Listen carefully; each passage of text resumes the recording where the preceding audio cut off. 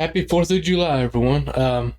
In this video, I'm going to be going over how to set a stop loss, how I do it personally. There are different ways. I'm just going to show you all the one I use while I'm day trading or scalping. A lot of people has asked for this video, and I hope this helps you all out. Keep in mind, I'm going to be using just the Amazon and the Amazon calls for this trade. The market's not open right now. I'm going to do your best to walk you through this. I will be breaking this down as if I was trading my normal position size or my large position size. But before we get started, as always, be sure you're subscribed to my channel. You don't want to miss out on that. Click the thumbs up button and click the bell icon so you don't miss out on any of my upcoming videos. Let's get started here. Again, I've got Amazon up, ticker AMZN, fresh off of a stock split. I got pre-market high drawn out here. We're looking at the 5-minute time frame. That is the time frame I watch until I get into a trade. Then I pull up the 1 minute as well. But for this example, I'm only going to be using the 5-minute, and I put my volume down here so you all could see my candlesticks better. I know a lot of people said you're having trouble seeing it when my volume's on the screen with it. But yeah, let's get started. First off, if you haven't watched my retest video, you need to watch that first so you can understand what I'm talking about when I say taking this off a retest. And for this example, I'm going to be using 50 call options, the 110 call options on Amazon, which is roughly a $10,000 position size, 50 contracts. Makes it, a little bit easier math for us, but hopefully I can help you all understand. Now, first off, this is the opening 5-minute. We broke this level. Remember, anything you take off the first break of resistance, a breakout trade, is higher risk. So for this example, we're going to wait on retest. It comes back up here, has a nice move up, pulls back. Now we're going to take it off this retest here. This is our entry. Pulls back down to this 9 EMA, touches it, which is right below pre-market high. So we're going to take some call options right here. Our stop loss would be below this prior day close at 107.36. Since it's so close, would be a very small loss in the options trading world. So now we're in this trade. We get our first big move up, a big push up. You can see volume coming back in, buyers stepping back in. We have this move up on this 5-minute candle.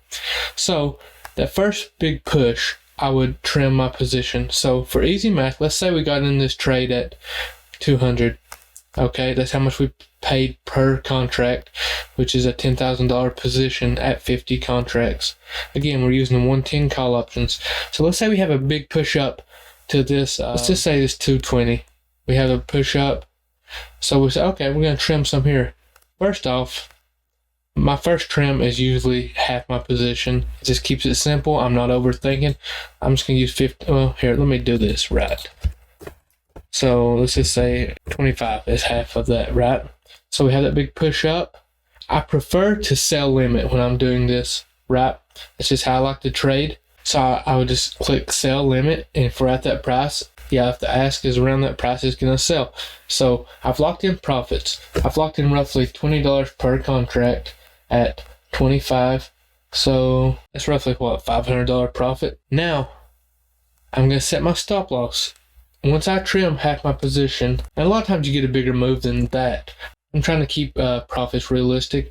Now I would probably come down here and set my stop loss right at my entry price, and I would just simply click here to set the stop loss.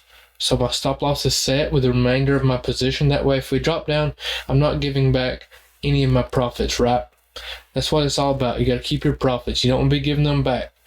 But anyways, so I got my stop loss set. Let's say this continues on up and we have another push here off this 5-minute, which would be a huge gain in the options trading world, as you well know.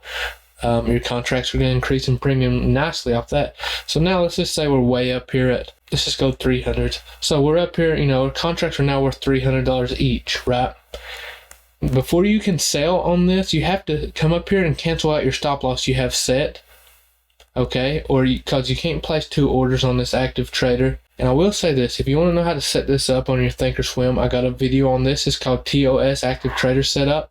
You will have to scroll back to find this. So we have a nice push up, and most of the time I'll have my price targets charted out, whether it be basic support and resistance for my price targets, Fibonacci, whatever I'm using. But we have this nice move up. So we sold half our position, right? So now we have 25 contracts remaining at this point.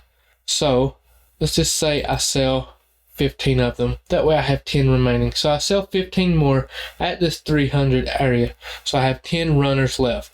I'm just going to let them run, and I'm going to set a stop loss to catch them in profits now. So remember, our first stop loss was at 200 on our first initial trim. So I'm going to move this up to, let's just say this 30. I usually go like 20 or 30% into the profits. So we'll just set it right here. Good and medium, 235. That way, if we come back, if the remaining 10 drop back down and hit this, we're still selling them for a profit. But if they continue on, let's just say they continue on. Amazon had a huge run, which it had another good move up to 111. So now let's just say we're at 350. We've hit our final price target. We're ready to sell. We simply just sell limit. And that's how I would manage a trade like this. If you all think that me going over each type of trade and showing you how I would adjust my stop loss accordingly would help, let me know. I may make some other videos, have more in-depth look in the stop losses, off of rejects, even my breakouts. I know they're higher risk, but I can show you all how I handle them as well. But yeah, I hope this helps you all out. And as always, I appreciate you all for watching, and I'll catch you next time.